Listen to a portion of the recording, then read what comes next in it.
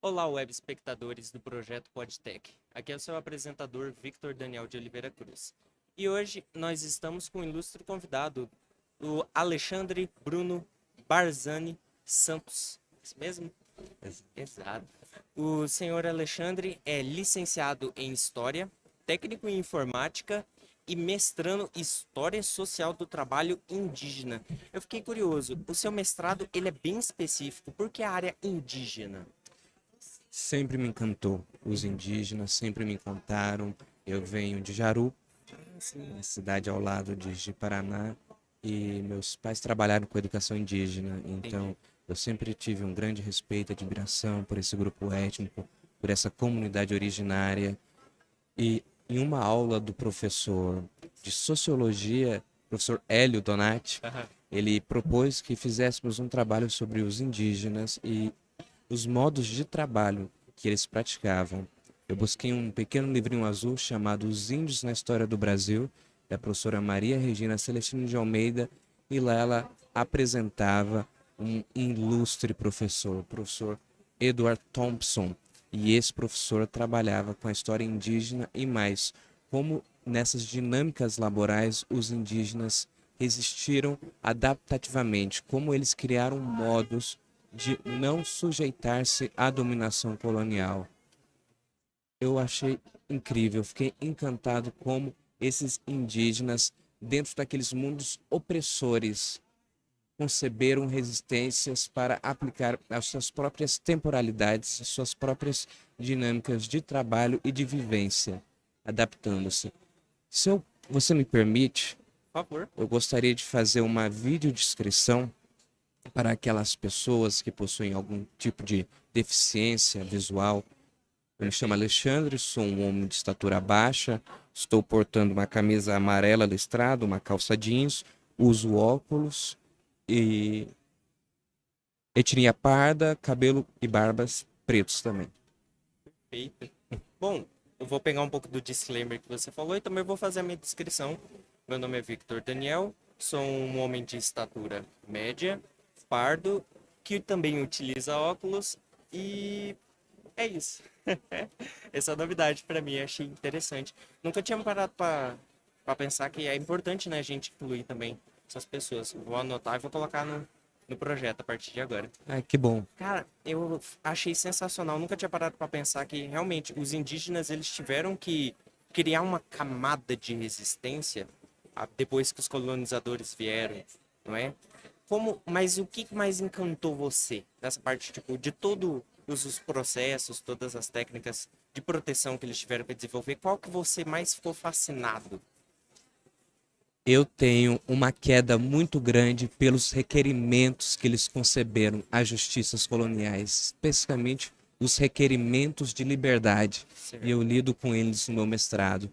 Os indígenas ditaram ou escreveram um documento solicitando as suas próprias liberdades perante a escravidão do colonizador e surpreenda-se, utilizando a própria jurisprudência colonial. Eles citam a Lei de 6 de junho de 1755, que foi a grande lei de liberdade, e eles concebem requerimentos diretamente enviados ao rei, à rainha. Sim, senhor. E nós temos acesso a esses documentos na oficina permanente de paleografia. Os originais? Os originais e os digitalizados. É incrível. Incrível. Então eles não simplesmente foram lá, tipo, selvagens e tentaram requerer. Foram pelos meios que os próprios colonizadores impuseram. Exatamente, Que cara. sensacional. Exatamente. Realmente, agora, ó, chega a arrepiei. Cara, que da hora.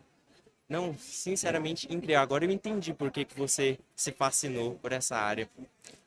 É incrível. E a minha missão aqui na Terra é popularizar. É popularizar, promover essa divulgação científica de que os indígenas foram agentes políticos, sujeitos plenos na história, que conceberam suas liberdades e suas resistências, e não tão somente foram vítimas passivas de guerras ou rebeldes que ateavam fogos nos alojamentos ou que fugiam. Eles fizeram tudo isso? fizeram, mas também havia aqueles indígenas que buscaram os próprios meios coloniais do dominador, formas originais de resistência. Entendi. Tirar essa imagem preconceituosa que a gente tem de seres só vítimas ali, que nem você comentou, né? Que eles iam atrás, conseguiam utilizar a diplomacia, não é? Toda certeza. Impressionante. Cara, sensacional. Ah, que bom que você gostou. Eu fiquei curioso que você falou que você é técnico em informática, não foi? De informática para história é uma mudança um pouco brusca. Pode contar um pouquinho mais como é que foi essa mudança, como é que ocorreu esse processo? Cara, posso sim. E eu sou egresso do curso técnico em informática, vinculado ao ensino médio do campus de Paraná, do Instituto Federal de Rondônia. Eu tenho um carinho imenso pela informática, porque eu levo o que eu aprendi na informática ao meu dia a dia. Então, eu nunca abandonei a metodologia Scrum para elaborar os meus projetos de pesquisa. Eu utilizo muito HTML no meu recente projeto que eu quero criar um portal em que apresente os requerimentos indígenas de concessão de liberdade, quem os concebeu, quando os concebeu, para onde foram direcionados e se eles foram aprovados ou não pelo rei ou rainha de Portugal. Eu quero então elaborar esse projeto juntamente à informática. É um pulo, mas eu sempre trago a informática comigo no meu dia a dia. Mas por que eu escolhi informática? Eu era péssimo em química. Péssimo, péssimo, péssimo, péssimo em química. E bem, nunca deixei de ser uma pessoa um pouquinho sedentária, não me identificava em florestas. Então, eu queria muito entrar no IFRO, porque eu sei da importância das instituições federais. Nós temos um corpo docente, mas um corpo técnico incrível. Incrível, cara. Desculpa interromper, mas fora as oportunidades, né, que nos oferecem, isso que é sensacional. No Instituto Federal, eu participei da minha primeira viagem internacional, que eu fui a Campus Party. Eu tive a minha primeira projeção nacional, que foi no Jornal Nacional, que eu apresentei. Sério? Sim, sim. Caraca! Eu apresentei juntamente a outros rapazes uma metodologia, um programa que nós estávamos fazendo para os conciliadores de justiça de Rondônia. Que da Foi a hora. Campus Party em Porto Velho. E aqui eu faço uma saudação ao nosso senador Confúcio Moura, na época governador, que conseguiu proporcionar a primeira Campus Party em toda a região norte. E isso é incrível. E pelo IFRO eu consegui publicar o meu primeiro artigo científico e realizar minha primeira iniciação científica. O IFRO foi meu pontapé acadêmico. Se hoje eu sou um representante da Associação Nacional dos Pós-Graduandos, um mestrando em História Social, já publiquei outros artigos, meu primeiro pontapé foi o projeto de iniciação científica da professora Eunice Maria Pinheiro. De espanhol, cara, você acredita? De espanhol. De espanhol. Que da hora. Pessoal, não percam as oportunidades. Aproveitem as oportunidades. Não é só a porta não, é a janela, é uma gaveta que está aberta, adentre. Eu fazia a oficina de robótica com a professora Adriana Rigolon e no outro dia eu estava fazendo oficina de teatro cênico com o professor Carlos. Você aproveitava de tudo. Tudo, cara. Participei do NIMP com o professor Lorival. Quis ser muito monitor de língua portuguesa. Tive a oportunidade, mas não consegui assumir. Então, aproveitem as oportunidades. Nós temos 3 pilares, tanto no Instituto Federal quanto na universidade. Ensino, extensão e pesquisa. Busquem contemplar todos os 3. Não é só o ensino, não é só sentar por 4 horas na sala de aula e absorver tudo que o professor deseja. Não, vamos lá.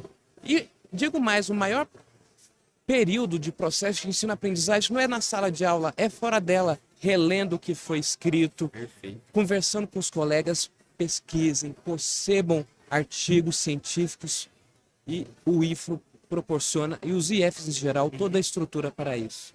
Cara, sensacional. Cara, sério, é incrível.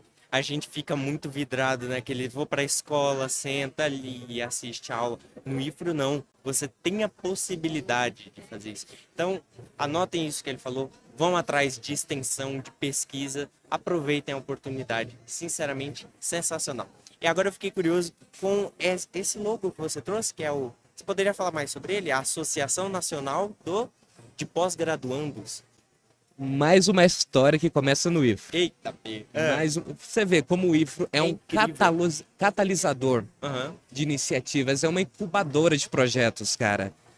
O Grêmio Estudantil, eu não sei se hoje está vigente o Grêmio Estudantil no Instituto Federal, mas eu Tá. fiz parte da constituição do primeiro Grêmio Estudantil com o Caio e outros meninos. Primeiro? O primeiro. Que doido. Muitas vezes eu era muito mais partícipe das críticas aos elogios, mas estive lá presente na constituição do Grêmio e hoje faço parte de outro Grêmio, Associação Nacional dos Pós-Graduandos, que representa os pós-graduandos de todo o país. É a maior associação estudantil de pós-graduandos De todo o país. de todo o país.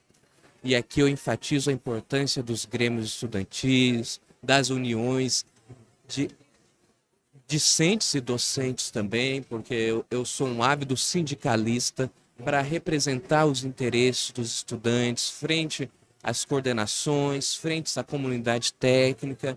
É muito interessante e importante nós termos esse espaço de mobilização, que ninguém sabe melhor a vida do estudante do que ele próprio e as reivindicações que ele tem do que ele próprio. E ele precisa ser ouvido. Então a NPG está aqui, tanto a União Nacional de Estudantes está presente, Que a legal. UBS e o Grêmio Estudantil do Instituto Federal. Perfeito.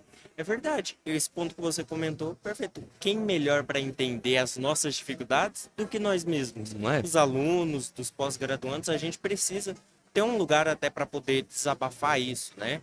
Pô, estou com problema em determinada área, eu preciso falar, porque senão ninguém ouve. Se ninguém ouve, não tem problema, Com né? certeza. Então, muito importante, cara, sensacional.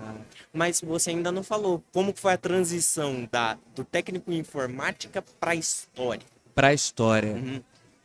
foi uma transição difícil, Certo. porque meus pais sempre queriam que eu fizesse algo relacionado à tecnologia, sempre tive um carinho muito grande pela tecnologia, mas ao mesmo tempo pela história. Uhum. Foi uma transição complicada, eu fiquei dissuadido. Será que eu continuo na área de desenvolvimento de software? Será que eu vou para onde meu coração está mandando? E eu fui para onde meu coração estava batendo mais forte, que era a docência. Certo.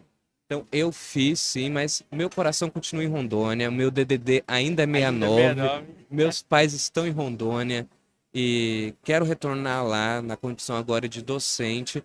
Eu optei por informática e agradeço muito pela formação em informática, porque eu a trago ainda hoje, mas foi justamente pela base curricular que o Instituto Federal tinha, porque eu sei que somente nos institutos federais você vai ter professores mestres, professores doutores. Então, foi muito mais pela base curricular do que pelo curso, apesar de eu levar as ferramentas, as teorias que eu aprendi na informática até o ensino superior. Eu fui a última turma dos 4 anos, Aham, a última a turma. última turma, 2015 a 2018. Fizemos parte, eu, Matheus, o Vitor Hugo, o Anderson, Emanuel, pessoal muito bom, que continua na área da informática. Continua na área da Todos eles informática. continuam na área de informática. Desse grupo aí eu fui o único que fui para humanidades. É. Mas é isso, eu trago a informática sempre junto a mim, cara. Continuo usando o Google Drive. Google Drive. Obrigado, professor Jackson. Professor Jackson que obrigava a gente a realizar os projetos tudo no Google Drive, senão descontava pontos. É, a metodologia, você até falou que usa o Scrum, não foi? Eu Para os uso o seus Scrum. projetos? Os meus projetos Aí, ó. científicos, então, sempre presente a informática e o carinho pelos professores. Sensacional. E quero retornar. Quero Perfeito. retornar ao IFRO. Lorival já tá velhinho, Lorival. Já tá velhinho, tá na hora de aposentar, Lorival. Aí você aguarda mais um pouquinho. Terminar minha especialização por aqui, Aí você vai. já levo as minhas coisinhas pra Ji-Paraná, que o coração ficou por lá. Você vai dar aula, você vai ser docente do ensino médio, não é? Ou vai conseguir pegar da graduação também? Cara, estou aberto. Tenho um interesse enorme em lecionar em institutos federais, porque eu sei que é um oásis perto dessa catástrofe que está a educação básica, realmente está muito difícil, então Meu intuito é lecionar em Instituto Federal, seja na educação básica, ensino médio ou no nível superior, ou mesmo nas instituições de nível superior, como Universidade de Rondônia. Mas meu plano A é voltar ao IFRO. Perfeito. Alexandre, tem alguma mensagem que você gostaria de deixar o público, para as pessoas que estão ouvindo essa gravação? Tem alguma mensagem que você gostaria de deixar? Sim, Vitor. Muito obrigado Nada. novamente aqui pelo seu tempo, cara. Marlon que está nos acompanhando, um cara incrível. Não desistam dos seus objetivos, tudo é alcançável. Eu vim de uma cooperativa educacional em Jaru, fui fazer meu ensino médio em Ji-Paraná, porque não havia ensino médio qualificado na minha cidade. Agora estou na Universidade de Brasília, pela qual eu tive meu reconhecimento como professor de história, estou fazendo meu mestrado. Planejo ir para universidades anglo-saxões, eu ainda não decidi se Inglaterra ou Estados Unidos no futuro. Espero alcançar lá. Não desista dos seus objetivos, das suas expectativas. Independente do lugar onde você venha, você consegue alcançar mais através do ensino, da pesquisa e da extensão. Contemple os três que com certeza você será contemplado. Perfeito. Muito obrigado pelo seu tempo. E web espectadores do projeto Podtech, muito obrigado por nos acompanharem aqui em mais uma entrevista incrível. Aguardo vocês na próxima. Lembrem-se, nós estaremos aqui trazendo o nosso melhor. Se você quiser nos ajudar, curta o vídeo e compartilhe. Muito obrigado. Até a próxima.